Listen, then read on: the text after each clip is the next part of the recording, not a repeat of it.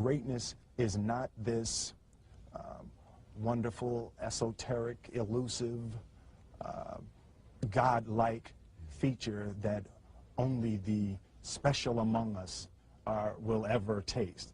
You know, it's something that truly exists in all of us. It's very simple. This is what I believe, and I'm willing to die for it. Yeah. Period. It's that simple. I know who I am, and I know what I believe. I know who I am, I know what I believe. That's all I need to know. And that's all I need to know. So from there, you do what you need to do. Yeah. You know, and I think what happens is we make the situation more complex than it has to be. Because we're looking for complexity. There's got to be something complex to understand. It can't be that easy. You know. We didn't grow up with the sense that where we were was where we were going to be.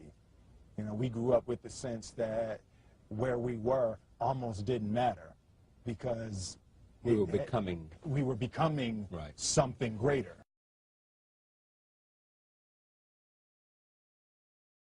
The separation of talent and skill is one of the greatest misunderstood concepts for people who are trying to excel, who have dreams, that want to do things. Talent you have naturally. Skill is only developed by hours and hours and hours of beating on your craft. I've never really viewed myself as particularly talented. Where I excel is ridiculous, sickening work ethic. You know, while the other guy's sleeping, I'm working. While the other guy's eating, I'm working. I realized very, very young that there's no easy way around it. No matter how talented you are, your talent is going to fail you if you're not skilled. Mm-hmm. You know, if you don't study, if you don't work really hard and dedicate yourself to being better every single day, mm-hmm. you'll never be able to communicate with people, with your artistry, the way that you want. So the only thing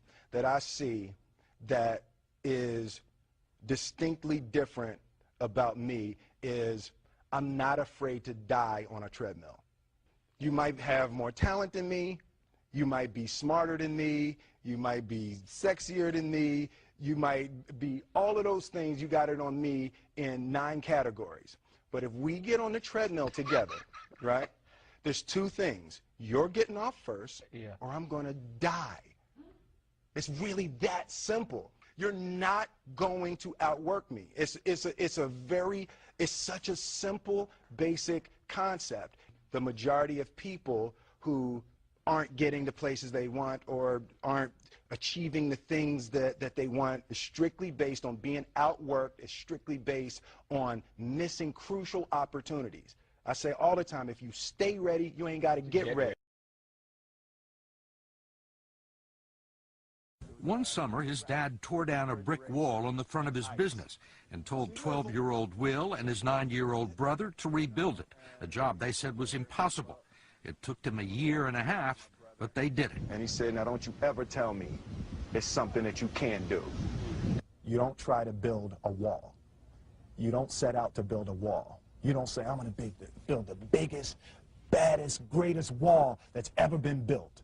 You don't start there. You say, I'm going to lay this brick as perfectly as a brick can be laid.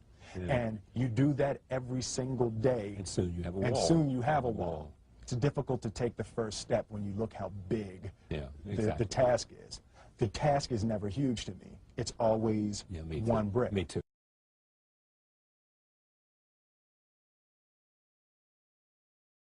If you get your priorities straight, it's really simple. You don't have to make a decision of what you're going to do. You've already made the decision ahead of time, because passion and emotion in the moment is always going to give you the wrong answer. So if you do the math ahead of time, it's not an issue in the moment. You know, it's an idea that my grandmother always had, that if you're going to be here, then there's a necessity to make a difference. She always instilled the responsibility, the spiritual responsibility that you have to make every group you come in contact with better. I want to do good. Yeah. I want the world to be better because I was here. I want my life, I want my work, my family. I want it to mean something. And it's like, if you are not making someone else's life better, then you're wasting your time. You know, like your life will become better by making other lives better. I want to represent an idea. I want to represent possibilities. I want to represent magic, right? That you're in a universe and 2 + 2 = 4. 2 + 2 only equals 4 if you accept that 2 + 2 = 4. 2 + 2 is going to be what I want it to be. I want to represent the idea that you really can make what you want. One of my favorite books is The Alchemist, Paulo Coelho. And I just believe that. I believe that I can create whatever I want to create. The first step before anybody else in the world believes it is you have to believe it. There's no reason to have a plan B because it distracts from plan A. I think that there's a certain delusional quality that all successful people have to have. You have to believe that something different than what has happened for the last 50 million years of history, you have to believe that something different can happen. Confucius said, he who says he can and he who says he can't are both usually right. Being realistic is the most commonly traveled road to mediocrity. Why would you be realistic? What's the point of being realistic? Just put up a barrier. Yeah, I'm going to do it. It's done. It's already done. The second I decide it's done, it's already done. Now we just got to wait for y'all to see. It's unrealistic to walk in a room and flip a switch and lights come on. That's unrealistic. Fortunately, Edison didn't think so. It's unrealistic to think you're going to bend a piece of metal and fly people over an ocean in that metal. That's unrealistic. But fortunately, the Wright brothers and others didn't believe that. And it just seems like such a ridiculous idea to me to embrace the idea that it's not going to happen. That's not real for that to happen. As soon as you say it, now you just make that real. Our thoughts, our feelings, our dreams, our ideas are physical in the universe.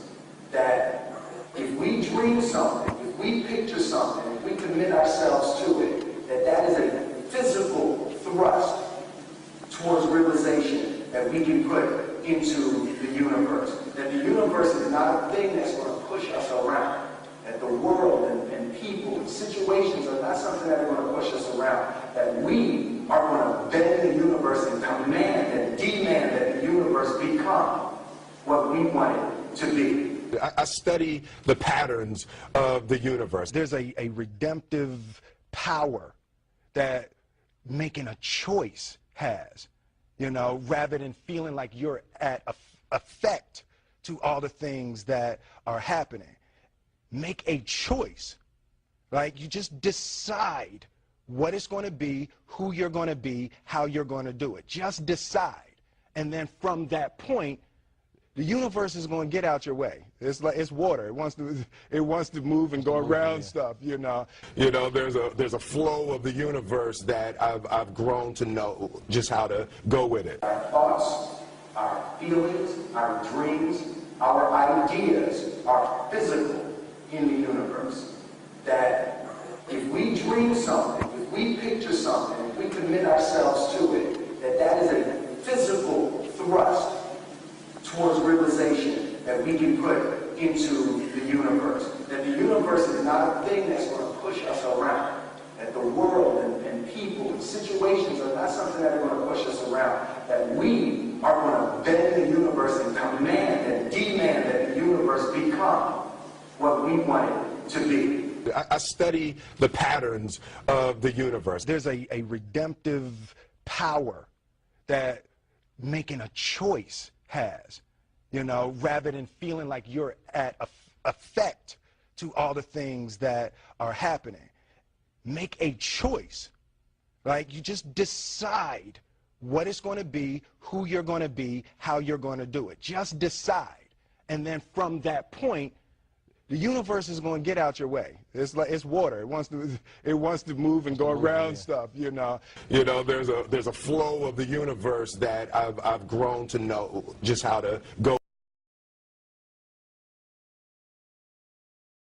I realize that to have the level of success that I want to have, it's difficult to spread it out and do multiple things. It takes such a desperate, obsessive focus. You really got to focus with all of your fiber and all of your heart and all of your creativity.